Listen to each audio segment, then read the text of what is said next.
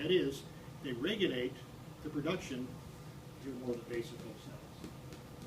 Again, it's the cytoplasmic part. They regulate the production of hormones by other endocrine glands. And that's why the pituitary is sometimes called the master gland or master endocrine gland, because it regulates or stimulates production of hormone released by other endocrine glands. And there are a wealth of them. I'd like you to know these.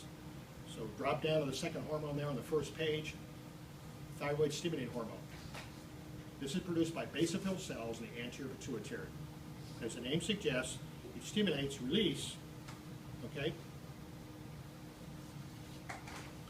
of thyroid hormones by the thyroid gland. TSH for short, thyroid stimulating hormone.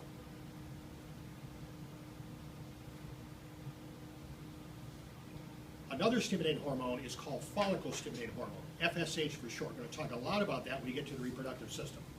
In females, it stimulates the development of follicles in the ovaries. Now, follicles are not the eggs, they're a multicellular structure within which a single egg cell develops.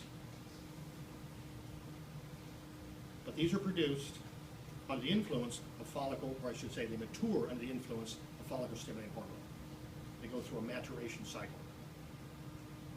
Males, of course, don't have follicles, so in males, it stimulates sperm production in the testes, follicle stimulating hormone. So we both produce it, both sexes. In females, it stimulates development of follicles, and in males, it stimulates sperm production. Another regulatory hormone produced by basophil cells in the anterior pituitary is called luteinizing hormone, LH for short. In females, this stimulates production of female sex hormones, estrogens and progesterone, by these ovarian follicles. It also is thought to trigger ovulation. We'll talk about that later when we get into the menstrual cycle regulation. In males, it stimulates testosterone production, which is the major male sex hormone. And these sex hormones are produced by cells in the testes called interstitial cells.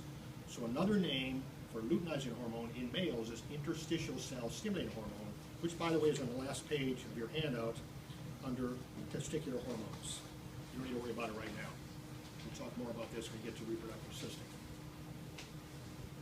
Okay, so we've seen TSH, thyroid stimulating hormone produced by basophil cells. We've seen follicle stimulating hormone produced by these basophil cells. We've also seen luteinizing hormone. Another hormone is called adrenocorticotropic hormone, ACTH for short, also produced by the basophil cells. It stimulates the production of a class of hormones called glucocorticoids and androgens, which are male sex hormones, by cells in the cortex of the adrenal glands. That's why it's called adrenal corticotropic hormone. We'll talk more about these when we get to the adrenal glands.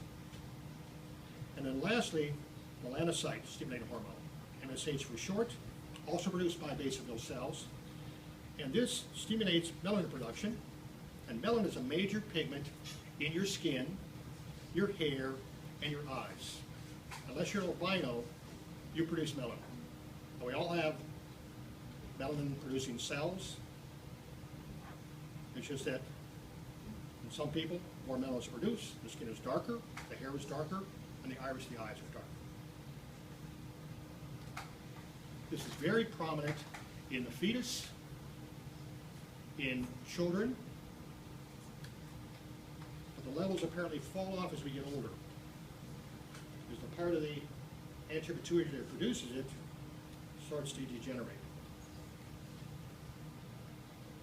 So it's also thought that in humans and primates, and humans are primates, these would be apes and monkeys, another function of MSH, I don't have this on the handout, might want to add it, is to control appetite.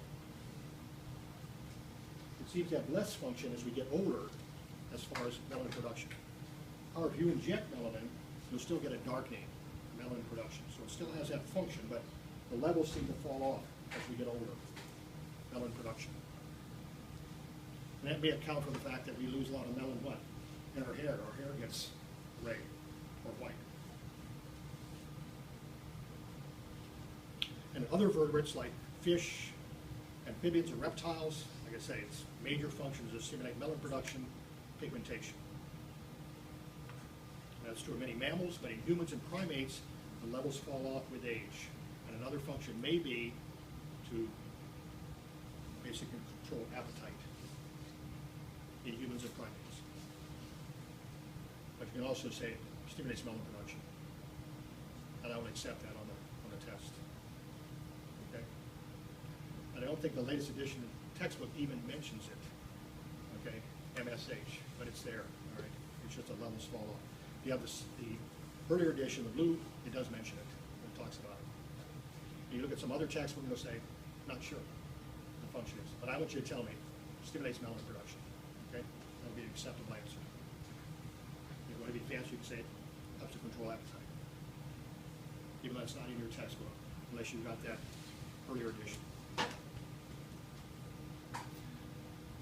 Okay, so again, these are regulatory hormones produced by basophil cells in the anterior pituitary. And again, call them basophil cells, not basophils. They're not blood cells, even though they sort of resemble the basophils.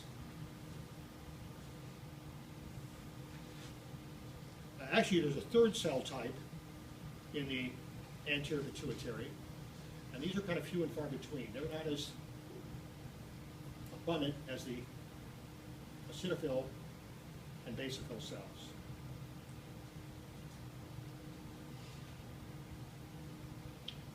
And they don't take much of a stain in the cytoplasm. So they're called chromophobes. Chrome refers to color, phobe means fury. They're sort of like they don't like to take a stain, or usually don't take much of a stain.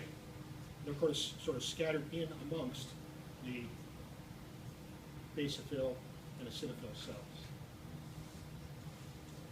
You're looking for them, you usually have to search. When you're not, they're all over the place. But anyway, they're not as abundant as the eosinophil and basophil cells.